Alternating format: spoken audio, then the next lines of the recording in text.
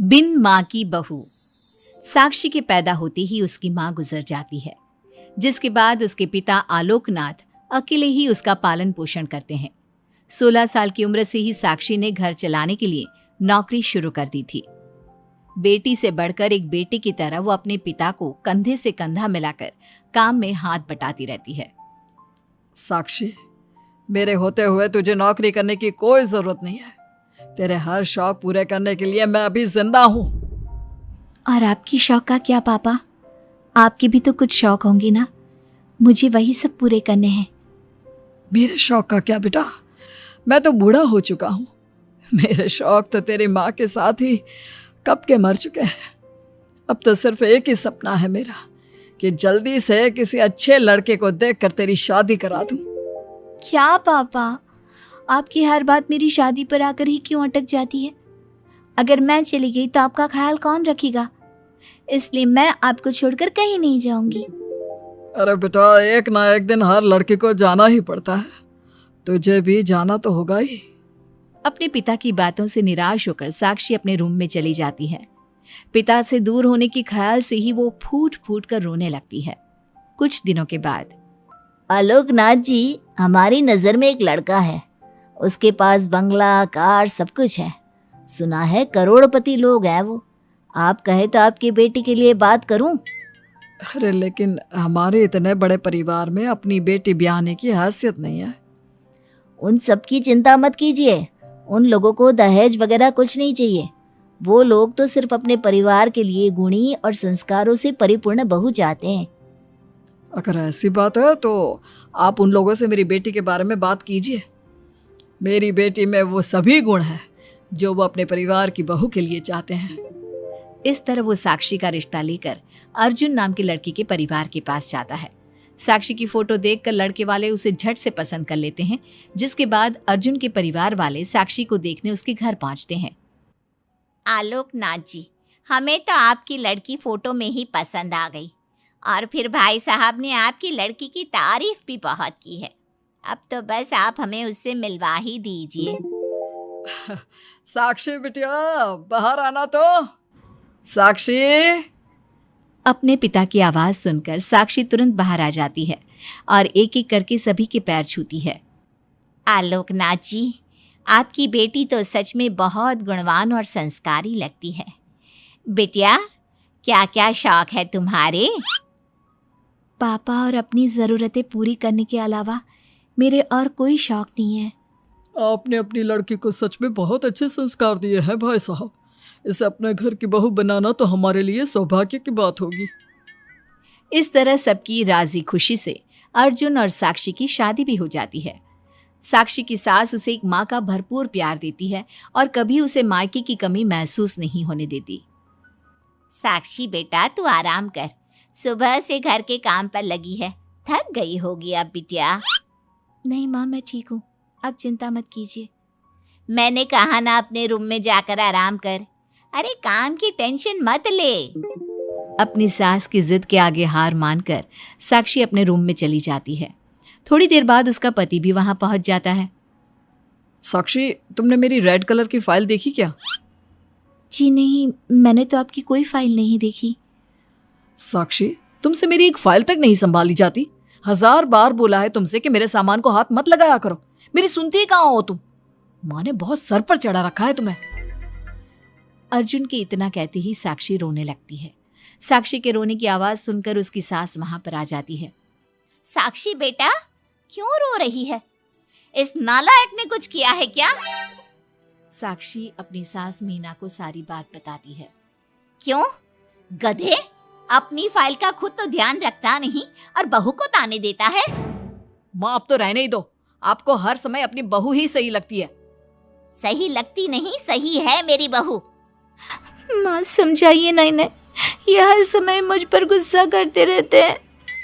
खबरदार अर्जुन, जो आज के बाद तूने मेरी बहू के साथ ऐसा बर्ताव किया तो मुझसे बुरा कोई नहीं होगा। अपनी माँ की डांट सुनकर अर्जुन वहां से चला जाता है। बहू, अगर दोबारा ये तुम्हें ऐसा कुछ कहे तो तुम मुझे आकर फौरन बोल देना। मैं हमेशा तुम्हारे साथ खड़ी रहूंगी बेटा। माँ, आप सच में बहुत अच्छी हो। मुझे बचपन से लेकर आज तक कभी एक माँ का प्यार नहीं मिला, लेकिन जब से आप मुझे मिली हैं तब से मुझे माँ की कमी कभी महसूस नहीं हुई। अरे पगली, मैं भी तो तेरी माँ ही हूँ, और मेरे होते हुए अब तुझे कभी अपनी माँ की कमी महसूस नहीं होगी। एक दिन, साक्षी अब मैं तंग आ चुका हूँ तुमसे। भगवान के लिए मुझसे दूर रहा करो। अब मुझे ना चिढ़ होने लगी है तुमसे। अर्जुन, ये क्या तरीका है अपनी पत्नी से बात करने का? माँ प्लीज, आप रोज रोज इसकी पैरवी करने मत आया कीजिए। अरे क्या हुआ, सुबह सुबह तमाशा क्यों लगा रखा है? पापा आपको पता है, इस साक्षी की वजह से मेरा लैपटॉप खराब हो गया है। ऑफिस का पूरा डाटा इसी में था, और देखिए ना, इसने उसमें चाय गिरा दी। अब मैं अपने बॉस को क्या जवाब दूंगा? माँ मेरा यकीन कीजिए, मैंने जानबूझकर चाय नहीं गिराई। मैं तो इन्हें दे रही थी चाय, लेकिन इन्होंने ही ठीक से नहीं पकड़ी। अच्छा, तब इसमें भी मेरी ही गलती है। वाह साक्षी वाह। अर्जुन, तू बहू पर इतना क्यों भड़क रहा है? अब जो हो गया सो हो गया। सुन लेना ऑफिस में थोड़ी सी डांट। अब अपनी बीवी के लिए इतना तो कर ही सकता है ना तू। मैं आपके लिए दूसरा लैपटॉप ले आऊंगी, आप परेशान मत होइए। कोई जरूरत नहीं है उसकी, मैं खुद ले लूंगा। मेहरबानी करके अब मेरे सामान से दूर रहना। इतना कहकर अर्जुन वहां से चला जाता है, जिसके बाद साक्षी फूट फूट कर रोने लगती है। चुप हो जा बेटा, उसकी बातों का बुरा मत माना कर। अरे वो तो पागल है। मीना के इतना कहते ही साक्षी उसे कसकर गले लगा लेती है। माँ, आप नहीं होती तो मेरा क्या होता? मैं बहुत भाग्यशाली हूँ जो भगवान ने मुझे सास के रूप में मेरी माँ लौटा दी है। बेटा, जीवन में ये सब चलता ही रहता है, ऐसी बातों को दिल पर नहीं लगाना चाहिए। चल अब अपने आंसू पोंछ और मेरे साथ काम में हाथ बटा। इतना बोलते ही मीना रसोई की तरफ चल देती है। साक्षी भी अपनी सास के पीछे चल देती है और सभी बातों को भूलते हुए खुशी खुशी काम पर लग जाती है। मन ही मन साक्षी अपनी सास को हर जन्म में अपनी माँ के रूप में मांगने के लिए भगवान से प्रार्थना करती रहती है। ऐसे ही दिन बीतते रहते हैं। मीना हर समय ढाल बनकर अपनी बहू के लिए खड़ी रहती। तभी एक दिन पड़ोसी, मीना, तूने अपने बेटे के लिए यह कैसी बहू चुनी है जिसकी माँ उसके पैदा होते ही गुजर गई? अरे ये तो कुलक्षणी है। ऐसों के घर का तो पानी भी नहीं पीना चाहिए, और तूने उस घर से लड़की चुन ली। ये सब फालतू बातें हैं, ऐसा कुछ नहीं होता। मीना, तूने उस बिन माँ की बहू को बहुत सर पर चढ़ा कर रखा है। अभी भी वक्त है, संभाल ले उसे। कहीं ऐसा ना हो कि तेरे हाथों से फिसल जाए तेरी बहू। ये तुम लोग क्या बोल रही हो? मेरी बहू बाकी बहू जैसी नहीं है, वो तो कोहिनूर से भी कीमती है मेरे लिए। हमारा काम था तुझे समझाना।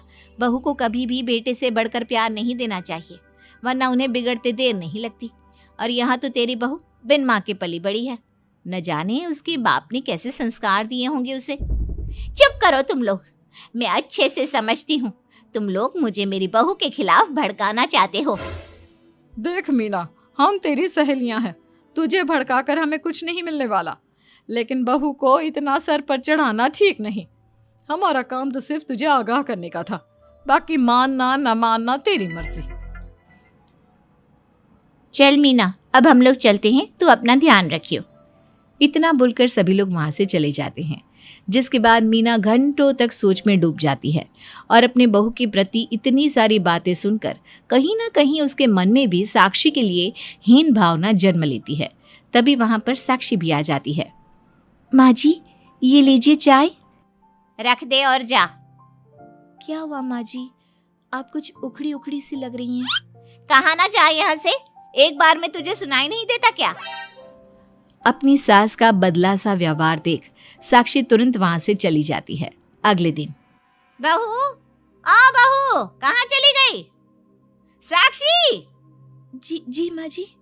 ये क्या, घर इतना गंदा कैसे हो रखा है? कभी हाथ पैर भी मार लिया कर इधर उधर, वैसे तो सारा दिन घर में नाचती रहती है। मैं अभी पूरा घर अच्छे से साफ कर देती हूँ माँ जी। एक हाथ में झाड़ू और दूसरे हाथ में बाल्टी लिए साक्षी चुपचाप घर के कामों में लग जाती है। शाम में, साक्षी, ऑफिस में मेरी कल बहुत जरूरी मीटिंग है, मेरे कुछ कपड़े प्रेस कर दो, मुझे कल जल्दी निकलना है। जी अभी कर देती हूँ। साक्षी अर्जुन के कपड़े प्रेस कर ही रही होती है, तभी उसके ससुर उसे आवाज लगा देते हैं, जिस पर वो भागते हुए उनके पास जाती है।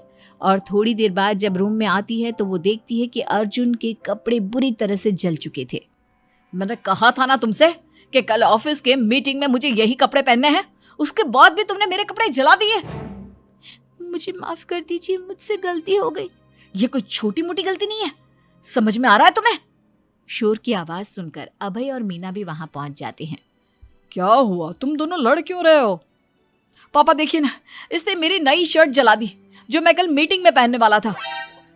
बेटा उसे मैंने ही आवाज दी थी, इसलिए वो शायद जल्दबाजी में प्रेस का बटन बंद करना भूल गई होगी।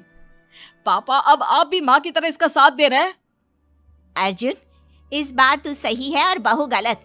आखिर वो इतनी लापरवाह हो कैसे सकती है? माँ जी प्लीज मुझे माफ कर दीजिए। अब तुम्हारी सजा ये है कि अभी और इसी वक्त तुम मेरे बेटे के लिए हूबहू ऐसी ही शर्ट ढूंढ कर ले आओ। जाओ। तुम्हारा दिमाग खराब हो गया है क्या? इस समय कहाँ जाएगी हमारी बहू? और अब तो सारी दुकानें भी बंद होने वाली होंगी। अगर दुकानें बंद हो भी गई होंगी तो उसे खुलवाकर मेरे बेटे के लिए शर्ट लेकर आओ। माँ रहने दीजिए, इन सब की कोई जरूरत नहीं है। पापा ठीक कह रहे हैं, इस समय कहाँ जाएगी ये? मैं कोई दूसरा शर्ट पहन लेता हूँ। मैंने जो कह दिया सो कह दिया। अब गलती इसने की है तो सुधारना भी इसे ही पड़ेगा।